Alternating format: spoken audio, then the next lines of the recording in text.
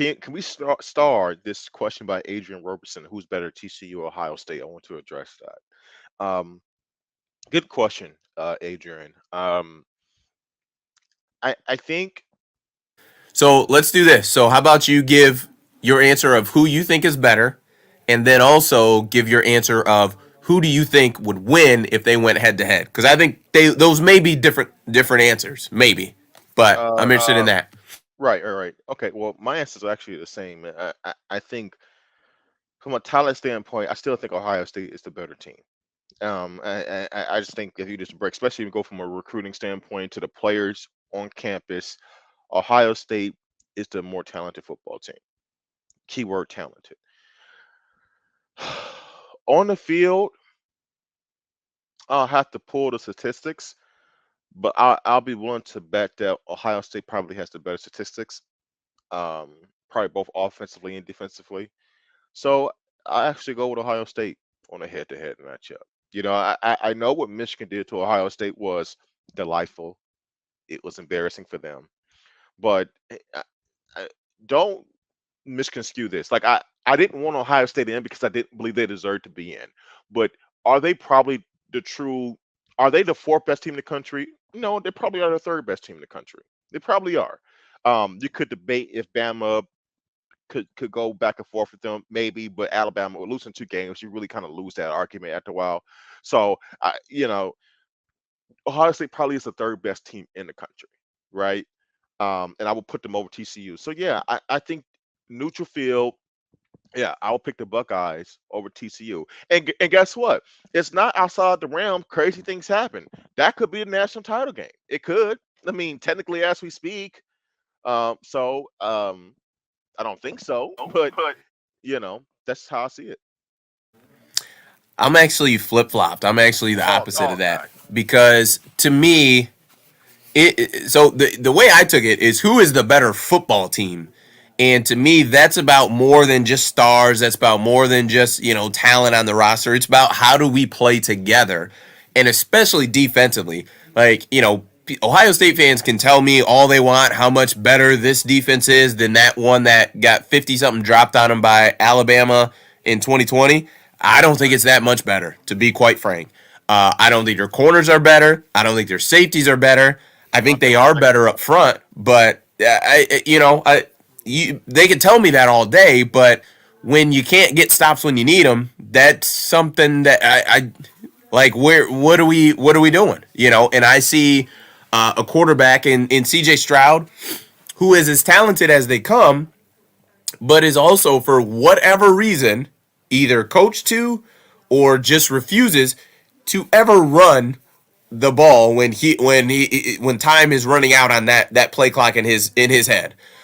So you could tell me how it whatever the problem is there, but it's a problem. Like if because I've watched a couple of the Ohio State streams with on the Voice of College Football, and they are upset about it consistently. Like he never runs, and look, CJ Stroud's not he's not Tim Tebow as far as physicality, but the guy's like 6'3", 6'4", 200 something pounds. Like he's not rail thin.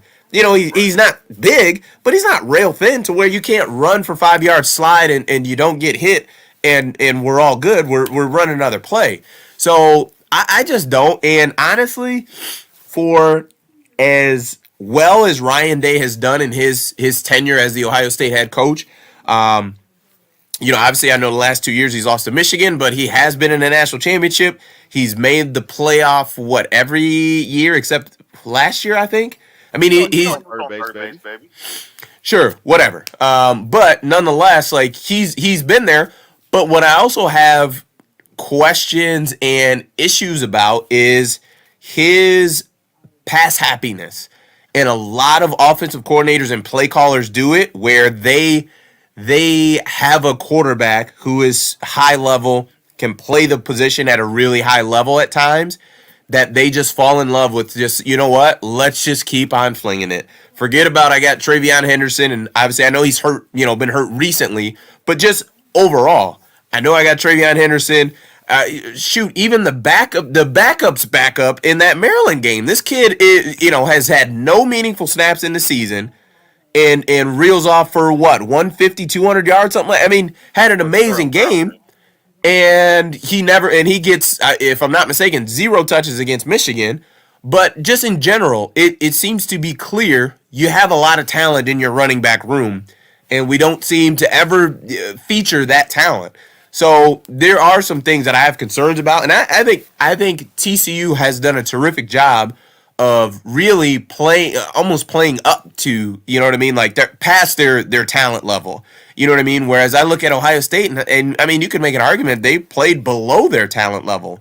So for me, I'm going with TCU. I understand that. And I mentioned earlier that's frustrating. When you were talking about why CJ won't take off a run. For one, I mean, it's not frustrating as a Michigan fan because I love it, especially against us. No, keep doing the stupid thing. I want to clarify that. I just misheard that. However, in general, when you see quarterbacks that do that, it's like I much rather you always have the mentality. I want every play to be positive yards.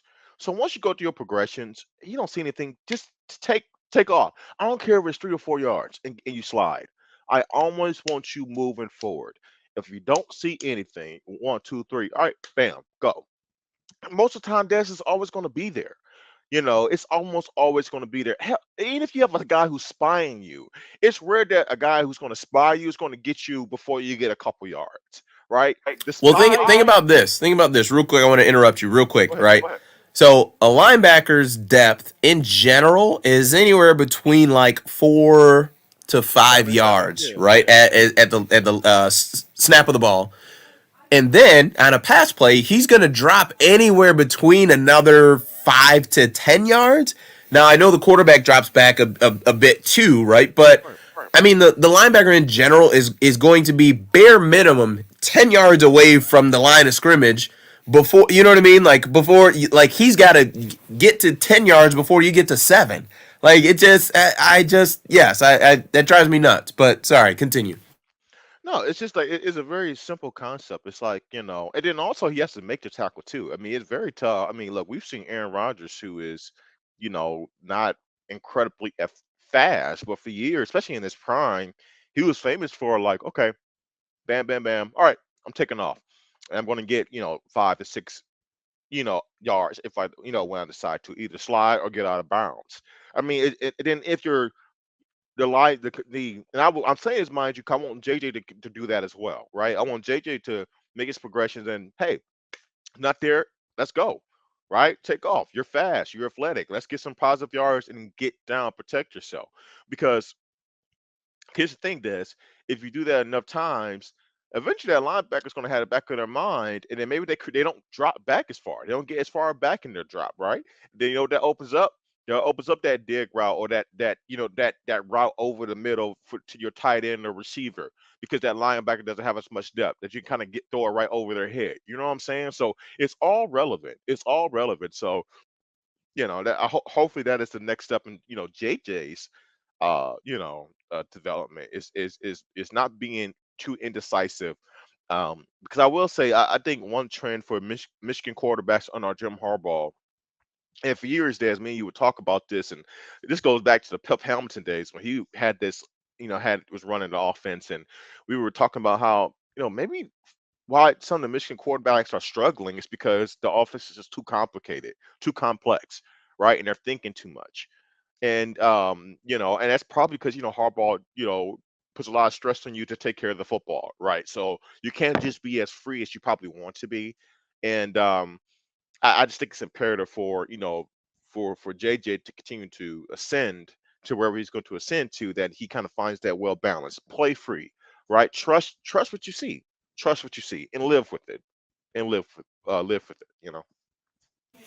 Yeah, well, and because I think even something like 50 to 60 rushing yards in a game, for JJ, and yeah, maybe there's a couple chunk plays in there of 10, 15 yards, but even if it's just, hey, he scrambles for seven, but it's a first down on 3rd and 5, or on second and 10, he scrambles for 5 yards, gets down, slides. Now we're in a manageable 3rd and 5. We, quick hitch route, we're good to go. Like, we're just, you know what I mean? Like, just to, like you said, yes, positive plays every single play. Like, that's the goal. And yeah, if you could do that, like it's to me, it's better to run for 3 yards as a quarterback than to try to wait for that, double, triple move that is taking, 4 or 5 seconds to develop, where essentially you end up getting strip sacked and you lose the ball, blah, blah, blah. It's like, man, you would have been better off just getting your butt out of there, get a couple yards, get down, look at coach like, hey, coach, sorry, we'll talk about it in the film room. But you just can't. You just, the negative plays kill you, and especially with how Michigan wants to play, they want Yeah. no negative play. They want to be ahead of the sticks. They don't want the 2nd and 15. The holding penalties, those types of things. Like you just that's just not how Michigan wants to operate. Whether you think they're equipped to handle it or not, they don't want to operate that way. So it'll just be important and like agree with what you said. Like I think for JJ, that'll be big on just his next level progression of how can I be strategic with my runs, right? And some of it is, we've watched it that inside the zone read plays where, you look at it, you're like, man, it looked like you just kind of predetermined and handed that thing off. Like, man, you're athletic. Like you could, you know what I mean? Like read it, right? I'm not telling you to be crazy out here and Right. oh Right. man, I can outrun, No, the you can't. JT Tolo Mulu, whatever that DN's Right. name, Right. that Right. dude's a Right. You monster, can't. right? I'm not telling you try to outrun him, but if he's crashing in on Donovan Edwards, pull that thing out of there, get you, 7, 8 yards, get out of bounds or slide, and we're off and running. You know what I mean? Like so I think that's definitely gonna be his next step is in his maturation, his growth of like you said, potentially being the number one pick in the NFL.